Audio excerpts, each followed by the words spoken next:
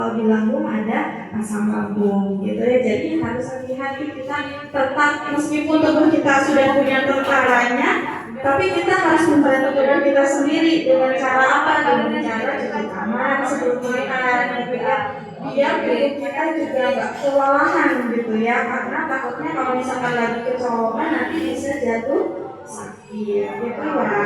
Nah, terus kalau asam lambung itu diproduksi kapan sih? Apakah hanya saat makan saja? Tidak. Ya, ya. Jadi asam lambung itu diproduksinya setiap saat 24 jam. Cuma kadarnya beda-beda.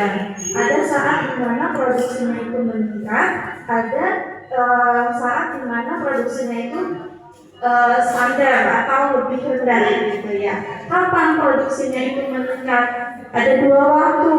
Yang pertama itu saat makan. Jadi kalau misalkan kita baru mencium bau makanan, melihat makanan, itu sinyal-sinyal lambung udah mulai dikirim tuh, gitu ya, siap-siap nih, gitu ya, untuk produksi asam lambung. Biar nanti pada saat makanan itu masuk ke lambung, itu udah ada bahan untuk dicernanya, gitu ya. Tapi itu biasanya meningkatnya baru sedikit. Terus saat kita mengunyah, produksinya semakin naik lagi. Nah, puncaknya saat makanan itu sendiri sudah ada di lambung, lambungnya melebar karena berisi makanan. Nah, itu akan produksinya semakin tinggi lagi, gitu ya. Loh, berarti kalau misalkan perut kita kosong, harusnya asam lambungnya nggak banyak dong. Nah, itu nggak gitu juga ya. Jadi lambung kita itu dia punya jam kerja otomatis, gitu ya.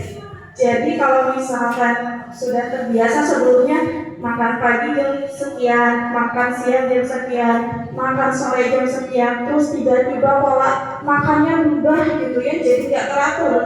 Nah, itu asam lambungnya akan tetap diproduksi tinggi pada saat-saat sebelum pola makannya jadi acak-acakan gitu ya. Bayangkan di lambung tidak terisi makanan, tapi asam lambungnya tetap diproduksi tinggi. Asam lambung itu kan sifatnya asam ya, jadi bisa mengiritasi. Makanya suka bikin perutnya perih gitu ya. Nah itu jadi tetap harus memperhatikan pola makannya, jam makannya gitu ya. Terus yang kedua itu saat malam hari gitu ya. Makanya biasanya orang-orang yang kambuh gitu ya, sakit lambungnya, GERD-nya itu datang ke IGD biasanya malam-malam itu paling banyak gitu ya. Kenapa? Karena pada saat malam itu memang produksinya lebih tinggi dibandingkan siang hari. Kan kalau misalkan siang hari kita ada minum, ada makan gitu ya, produksi air liurnya juga lebih banyak gitu ya. Nah saat malam hari kan memang waktunya istirahat. Mungkin minumnya nggak sebanyak siang hari, terus kita nggak makan. Nah, jadi asam lambungnya nggak ada penetralnya, gitu ya. Jadi terkesan lebih tinggi di malam hari dibandingkan di siang hari, gitu ya. Nah, terus kan tadi asam lambung itu asam ya, bisa mengiritasi lambung. Kok lambung kita bisa bertahan? Kan biasanya kalau misalkan udah ada luka di lambung itu berarti mahnya, sakit mahnya udah kronis, udah lama gitu ya. Kok bisa nggak langsung menghancurkan lambungnya gitu ya? Karena di lambung kita juga selain ada asam lambung, Tuhan menciptakan ada penetralnya gitu ya. Teksturnya kayak lendir gitu ya. Jadi asam lambung diproduksi, lendir lambung itu juga diproduksi, jadi nggak mudah mengiritasi lambung, gitu ya. Masalahnya pada orang-orang yang sudah punya sakit lambung, berarti ada ketidakseimbangan antara produksi asam lambung dan penetralnya. Entah itu asam lambungnya yang terlalu melonjak tinggi, atau lendir pelindung lambungnya yang sudah mulai berkurang gitu ya produksinya gitu. Nah sekarang GERD sama sakit mah itu sama apa beda sih gitu ya? Jadi kalau mah itu atau mungkin bahasa medisnya itu dispepsia gitu ya, sakit lambung. Nah itu masalahnya masih di lambungnya gitu ya. Lokasi lambung ada di sebelah perut kiri atas sampai ke ulu hati gitu ya. Jadi biasanya kalau keluhan mah itu masih terbatas pada dari ulu hati, dari perut kiri atas gitu ya. Tapi kalau GERD itu dia itu kondisi asam lambungnya udah mulai naik ke kerongkongan atau esofagus. Letaknya di mana? Ada di bagian dada tengah, gitu ya. Jadi biasanya rasanya itu dadanya panas, gitu ya. Terus kemudian ada rasa lidahnya pahit, lidahnya asam, gitu ya. Ada sensasi cairan yang naik, gitu ya, dari lambung ke bagian mulut, gitu ya. Nah itu ciri lambung sama kerongkongan esofagus itu dia ada pintu, ada klepnya.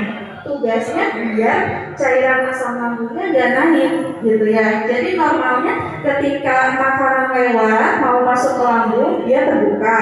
Tapi kalau makanannya sudah lewat dia akan menutup kembali, gitu ya. Nah pada orang-orang yang punya GERD, pintu ini, klep ini dia lemah, gitu ya. Jadi gampang didobrak, jadi aliran cairan lambungnya bisa naik ke atas. Gitu ya. Penyebabnya apa? Banyak. Yang pertama bisa jadi memang riwayat sakit lambungnya sebelumnya sudah kronis, sudah lama. Jadi sudah berkali-kali mengiritasi klep atau pintu lambungnya itu, gitu ya. Jadi lemah akhirnya. Terus penyebab lainnya itu adalah dari pola hidup biasanya ya, dari makanan yang terlalu asam, makanan yang terlalu pedas, kemudian makanan yang tinggi lemak. Kenapa makanan tinggi lemak bisa meningkatkan risiko GERD? Karena lemak itu dia lebih lama dicernanya, jadi dia lebih lama diam di lambungnya. Kalau misal normalnya itu pengosongan lambung itu 2 sampai 4 jam ya. Nah kalau lemak itu dia bisa lebih lama. Jadi ketika lambungnya terlalu lama itu bisa meningkatkan risiko cair isi lambungnya itu naik, gitu ya. Terus kemudian coklat itu dia ada kandungan yang bisa melemahkan klep atau pintu lambungnya itu, gitu ya. Terus dari minuman apa? Minuman biasanya minuman bersoda karena kan mengandung gas ya.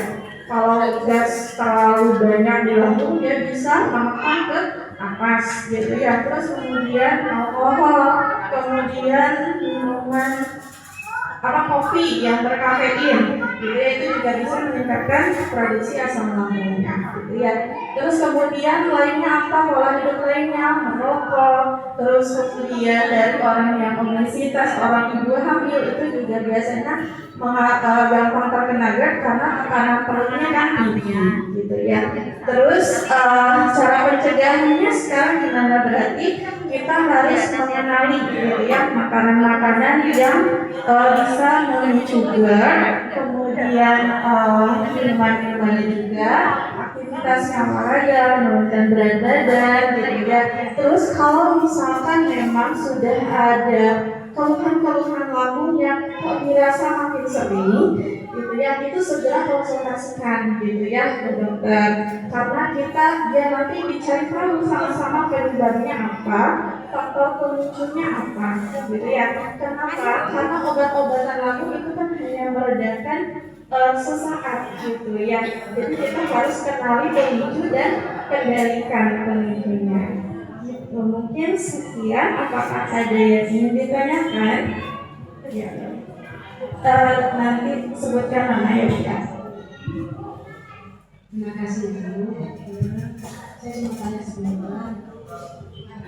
Kalau suami saya kan Nadif gula ya, itu boleh nggak minum susu boleh? Susu boleh. Ya. Sukanya sule sih. Boleh enggak? Ya. Jadi kalau susu biasa ya bebas boleh. Ya. Jadi kalau misalkan pada orang diabetes ya, susu atau minuman apapun sebenarnya yang menjadi masalah itu adalah kadar gulanya, bukan jenisnya. Jadi kalau misalkan suka susu kedelai ya apa, selama kadar gulanya tidak terlalu tinggi gitu ya. Saya gizi kok beli, dirasa manis terlalu manis atau enggak gitu ya. Kalau susu kental manis ya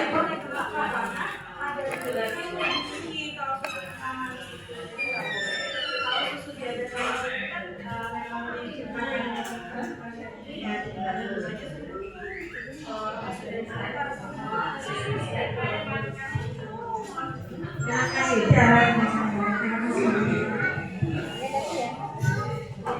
Ada lagi yang ingin ditanyakan?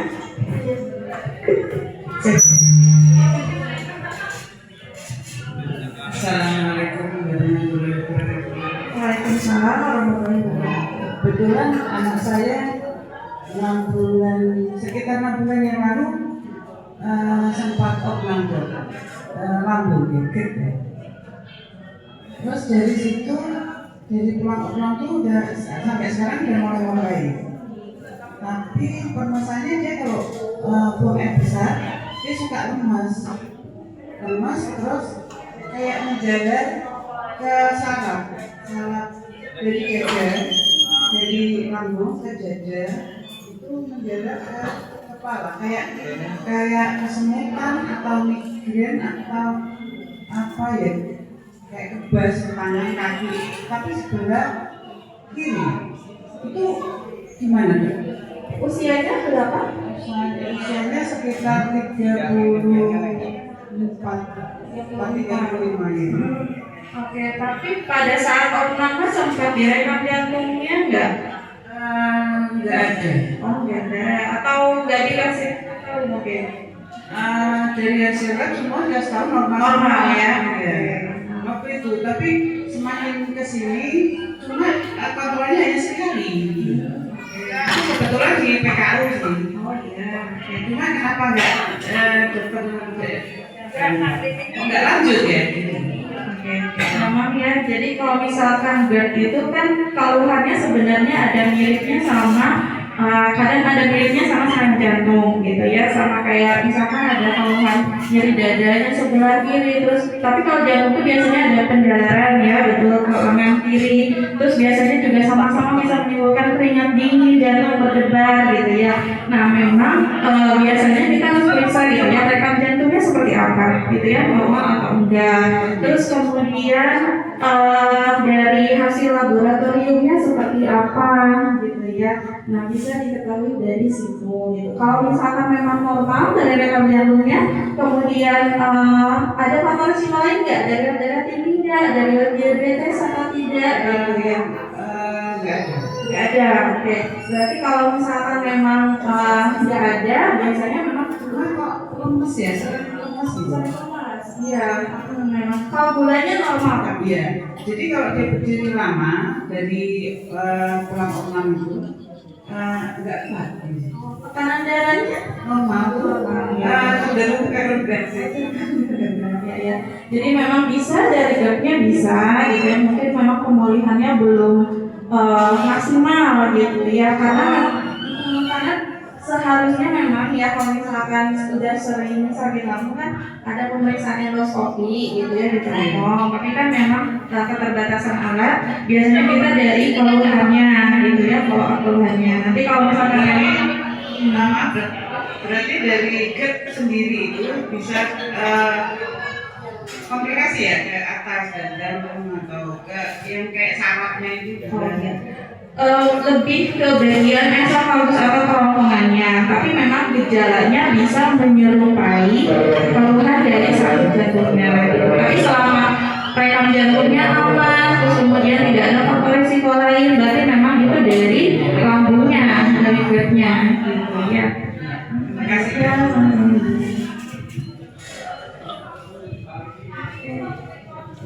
Ya, baik, cukup sekian ya, mudah-mudahan informasi yang disampaikan bisa bermanfaat. Sehat-sehat untuk Bapak Ibu semuanya. Terima kasih. Wassalamualaikum warahmatullahi wabarakatuh.